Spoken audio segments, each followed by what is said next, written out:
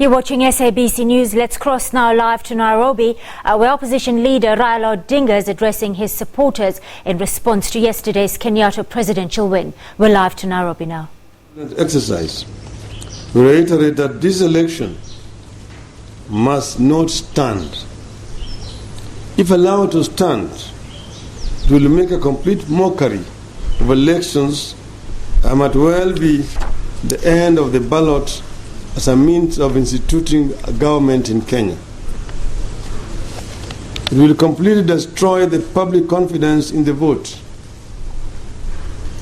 Reasonable people will not turn out to vote in elections with predetermined outcomes. Elections will become coronation rituals for an imperial presidency. The sham election will render useless the historic Supreme Court ruling that annulled the August 8th presidential election. On the eve of the election, we saw the ominous signs of Uhuru's threat to fix the problem in the Supreme Court, when the court failed to raise a quorum to hear a case challenging the legality of the election on account of willful abstention of some and the intimidation of other judges, including the shooting of the Deputy Chief Justice's security detail the previous evening. On August 8th, the election was already used to muster a fraudulent parliamentary majority. Both Uhuru Kenyatta and William Ruto have stated publicly that they intend to use this majority to make constitutional changes. Parliament is on its way to becoming a rubber stamp of the executive, as it was in the KANU's one-party state. The regressive amendment to the election law has now come to force, effectively emasculating the IEBC and the Supreme Court.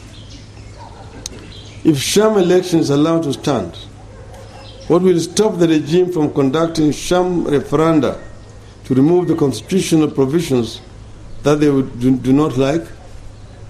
Like, for example, term limits? Nothing.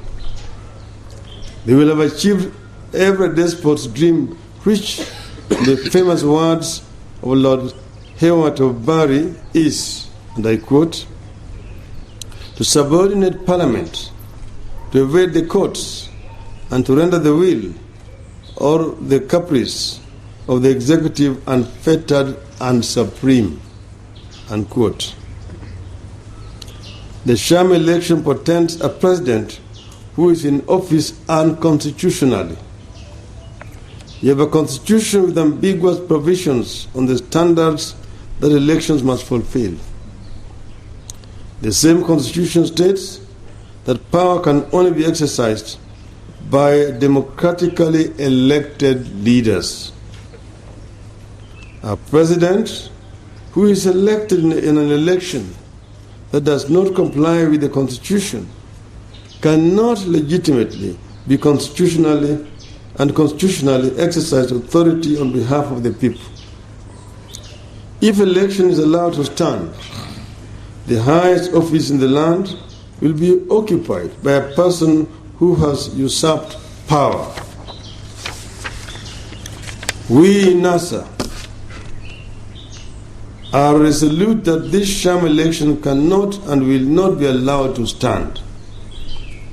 We will not allow two megalomaniacs to destroy the dream of freedom and democracy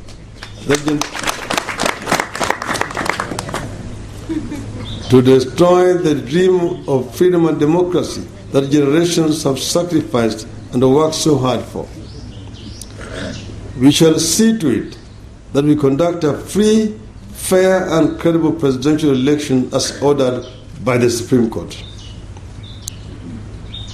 NASA's position on dialogue, on national dialogue. A national dialogue is being called for many quarters. NASA is for dialogue. All political differences are resolved through dialogue. NASA has actively pursued dialogue with the IEBC on the reforms required to hold a free, fair and credible elections. The engagement was in vain. He put forward the irreducible minimum reforms for free and fair elections. No one challenged them. The bone of contention was that they could not be done within 60-day window for the fresh elections. We leave it to those who argue that bora uchaguzi, as any election will do, sio uchaguzi bora, to mull over what good the farcical elections has done. Before engaging in any dialogue, we must also be clear what differences we are sitting down to resolve.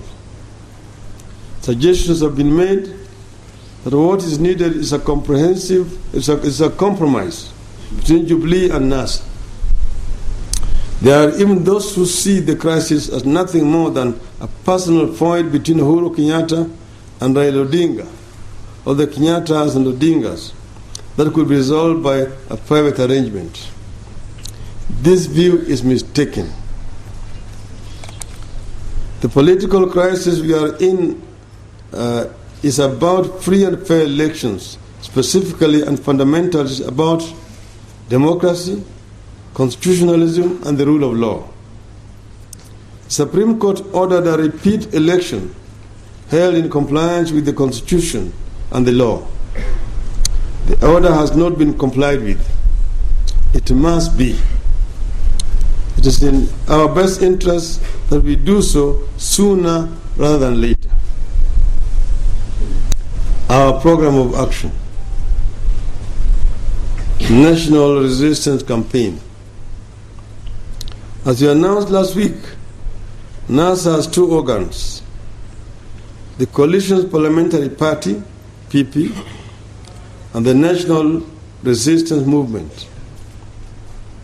The resistance movement shall be responsible for implementing a vigorous, positive political action program that includes economic boycotts, peaceful processions, picketing, and other legitimate forms of protest. If there is no justice for the people, let there be no peace for the government.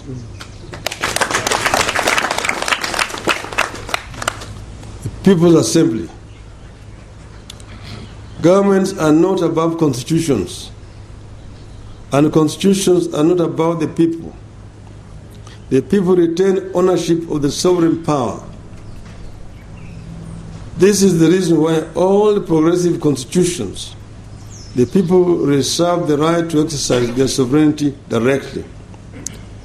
That is contained in Article 1 of our Constitution.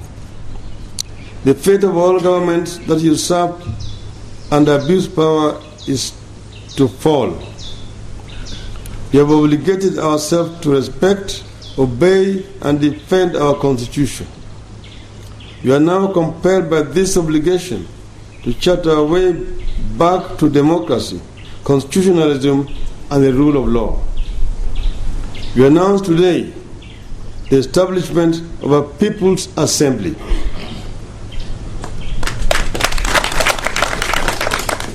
The People's Assembly is the vehicle through which we will exercise the solemn duty of restoring democracy, constitutionalism, and the rule of law.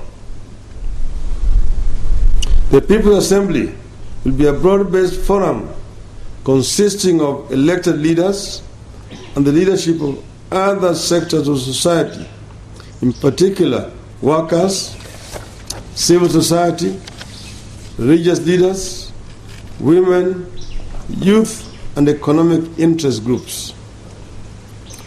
We will be announcing the date and program of the Assembly's inaugural convention in the coming days. The People's Assembly will continue to exist until a legitimate presidency is restored. As part of the People's Assembly, NASA is forming a task force to look into the systemic governance weaknesses that have precipitated the unfolding political crises, including but not limited to: 1. The systemic continuing failure of electoral bodies and the electoral system in general. 2. Performance of national security organs and the abuse thereof by the executive. 3. The political architecture and the structure of the executive and parliament in particular. 4. Protection and safeguarding of devolution. 5. Exclusion and discrimination in the allocation or distribution of public resources. 6. The continued inability of the state and our society in general to deal with the root causes of political strife, in particular poverty, unemployment, extreme inequality, economic marginalization, corruption, and historical grievances. We anticipate that the task force recommendations will include constitutional amendments that will be presented to the People's Assembly for adoption and thereafter to the county assemblies for ratification. We call upon all county assemblies to pass resolutions supporting the establishment of the People's Assembly. Defense of the right to peaceful protest. Peaceful protest is an inalienable political right. As an inalienable political right, is one of the most important freedoms that we have secured for ourselves in our 2010 Constitution. Every person has a right peaceably and unwarned to assemble, to demonstrate, to picket, and to present petitions to public authorities. That is Article 37. Since the announcement of the August 8th election, the Jubilee government has sought to criminalize dissent. Over 60 innocent Kenyans, including children, have died needless deaths, and many more maimed at the hands of would-be despots seeking to impose their will on the people. A system of government where dissent is criminalized as a name. It is called a totalitarian state. We are often reminded that external vigilance is the price we must pay for liberty. So we will guard our right to dissent by exercising it. We will continue to assemble, demonstrate, to picket, and to present petition to public authorities as often as we choose. God bless Kenya. Thank you.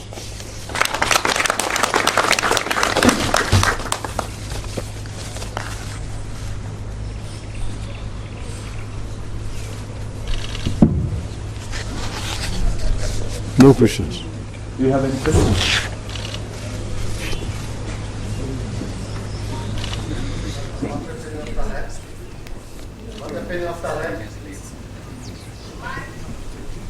You're watching SABC News. It's nearly 3:30. Now, this is a live crossing to Nairobi in Kenya, where you've just heard opposition leader Raila Odinga wrap up his first address since yesterday's announcement of a Kenyatta win in the polls.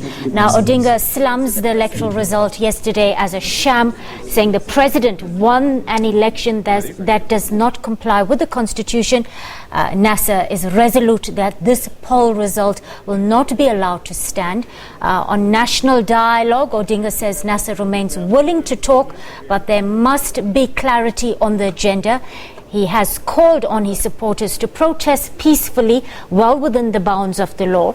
Now, NASA's program of action is a national resistance campaign that will include economic boycotts and legitimate picketing and petitioning. Odinga is saying here that if there is no justice for the people, then there will be no peace for the government. NASA is to form a people's assembly until he feels a legitimate presidency is restored.